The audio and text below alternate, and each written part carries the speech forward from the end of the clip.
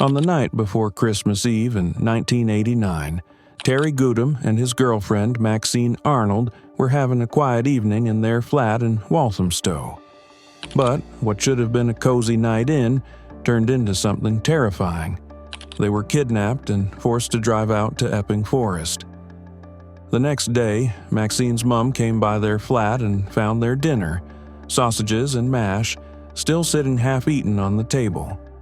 The gas fire was still burning, and the Christmas tree lights were glowing. It was like time had frozen, a creepy reminder of their evening cut short.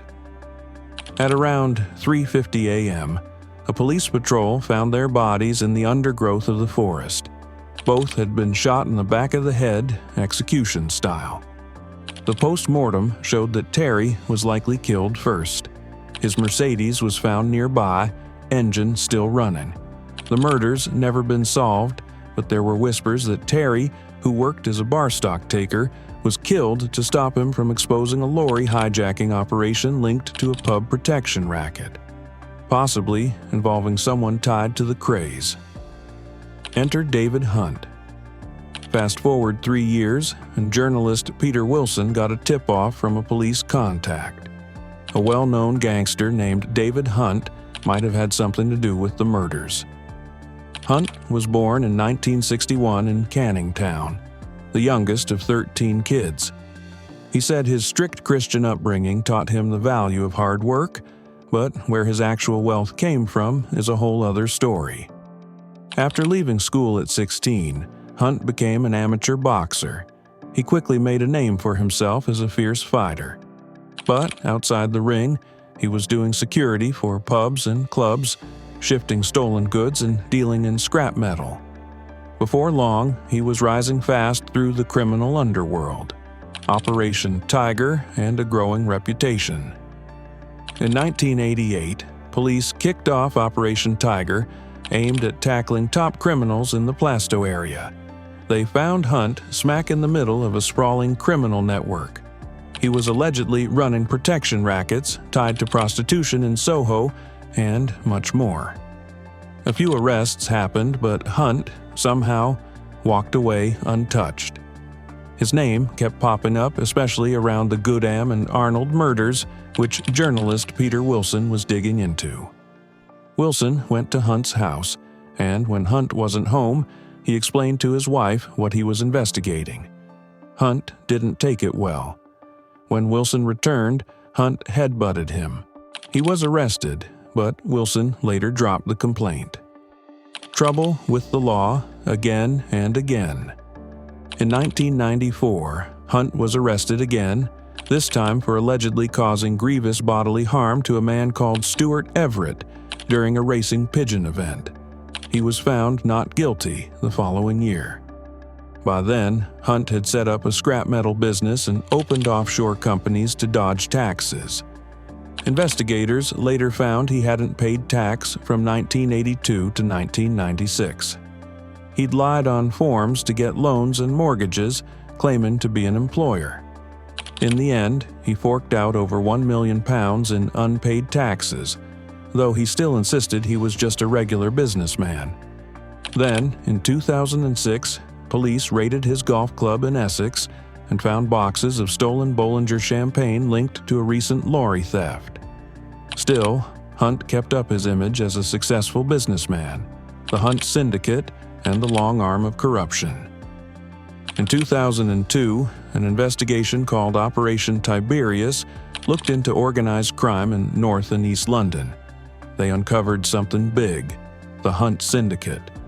This group was said to be involved in everything from drug trafficking to intimidating witnesses, and they had a nasty habit of avoiding charges by using corrupt police contacts. Even police officers were scared of them. Later, a scrapyard in Canning Town was searched. Police found 42 containers full of goods stolen from 18 lorries and a commercial burglary. But, like many cases involving Hunt, it fell apart, despite all the evidence. Hunt, as usual, denied everything. He said he never bribed cops or scared off witnesses. The early days, from hijacker to boss reports, say Hunt started his life of crime in the mid-'80s hijacking lorries as part of a gang called the Snipers. They operated around Essex and East London and were known for their violent tactics. They often did dirty work for bigger gangs. By 1985, Hunt had gone from just being a foot soldier to calling the shots, planning jobs, running crews, and building a feared reputation in London's underworld. So, Hunt didn't stop at petty crime. He quickly moved up to the big leagues: drug trafficking, arms smuggling, money laundering, and even murder. He teamed up with the infamous gangster Terry Adams, and together they made a killing off London's booming cocaine trade. Journalist Michael Gillard dug deep into Hunt's business and uncovered some wild stuff. Hunt had been cashing in big time on the government's £20 million grant meant to buy land for the Olympic Park. Gillard had been watching Hunt since 1999, but decided the Olympic land deals needed a closer look, especially because some dodgy crime families were making a tidy profit with taxpayer money. On May 23, 2010, Gillard published an explosive article titled "Underworld Kings Cash In on Taxpayer Land Fund." It didn't just point the finger at Hunt, but the front page picture featured Terry Adams. The caption said the Adams family and Hunt were allegedly involved in land deals near the 2012 Olympic site.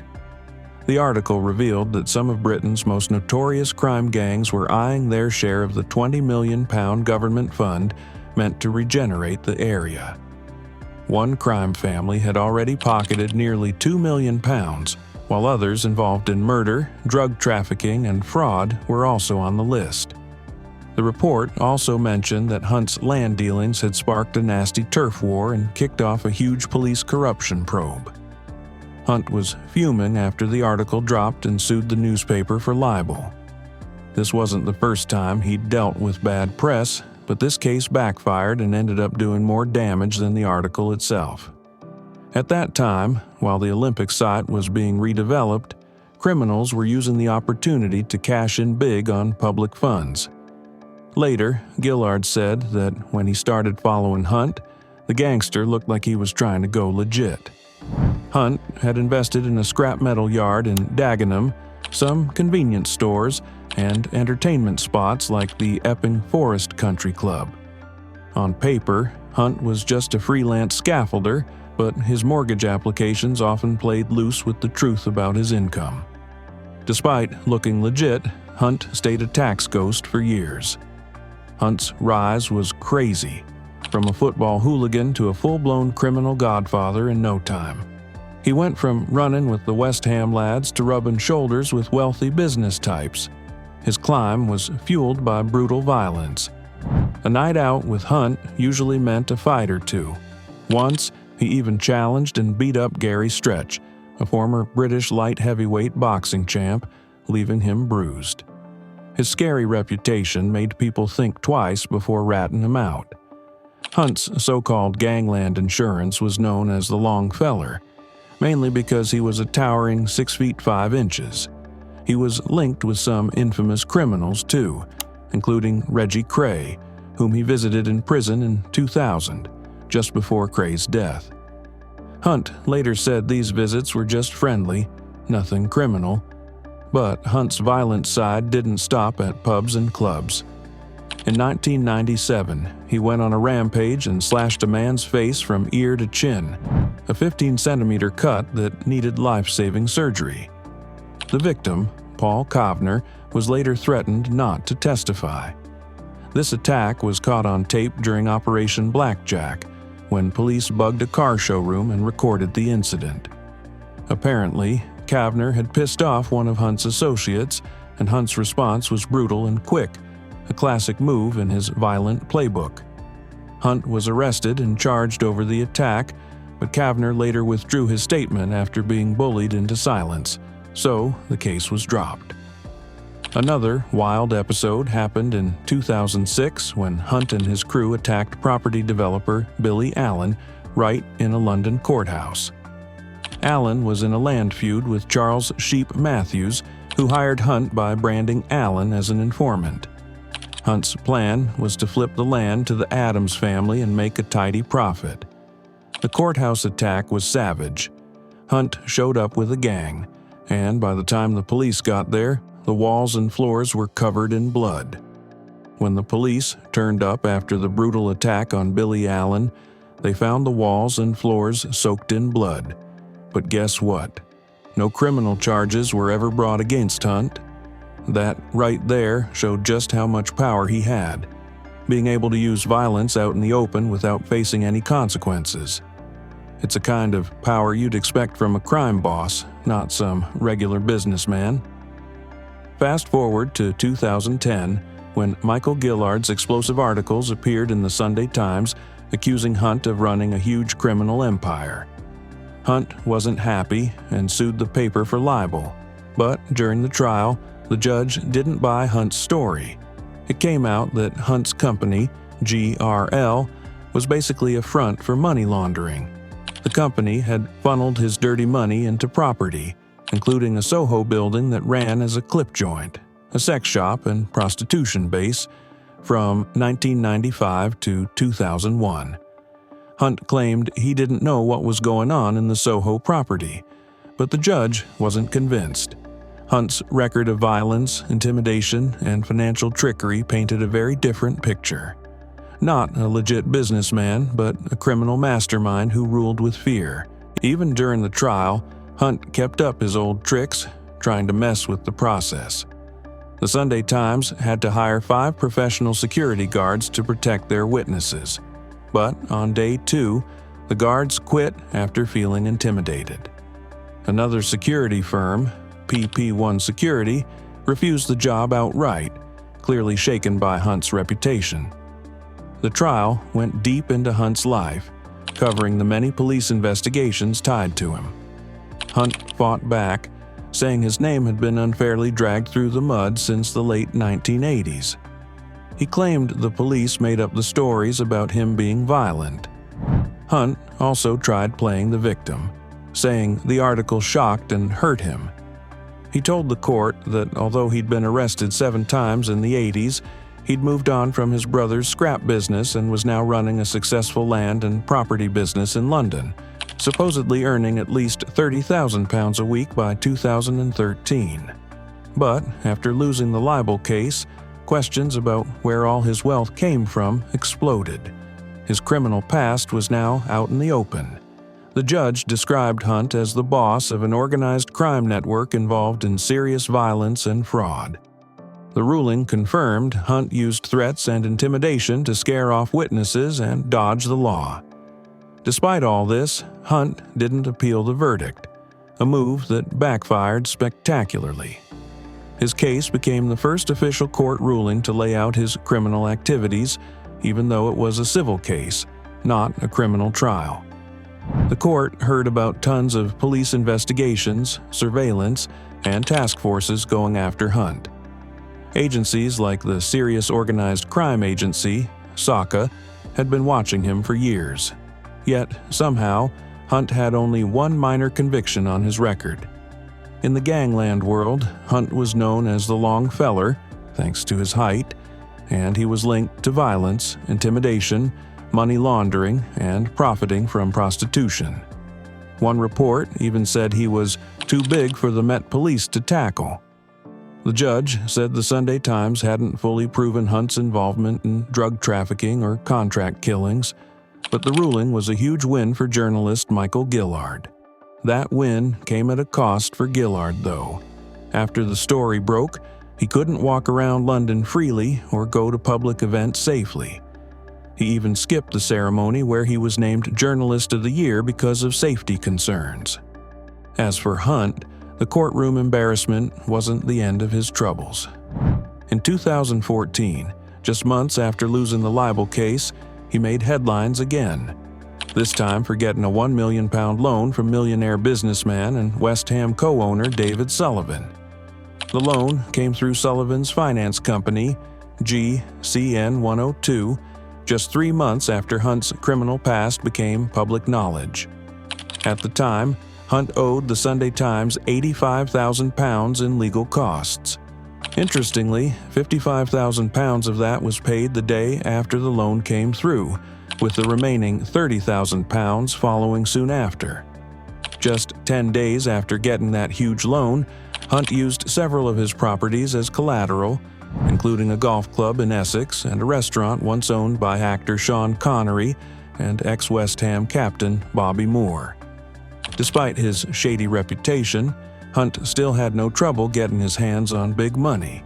Even Lloyd's Bank, partly owned by taxpayers back then, loaned him up to £4 million, despite official records naming him as the head of a crime gang. That's how bold and well-connected he was. But it wasn't just about money. In a shocking twist, Hunt allegedly hired someone to take out detectives who were investigating him.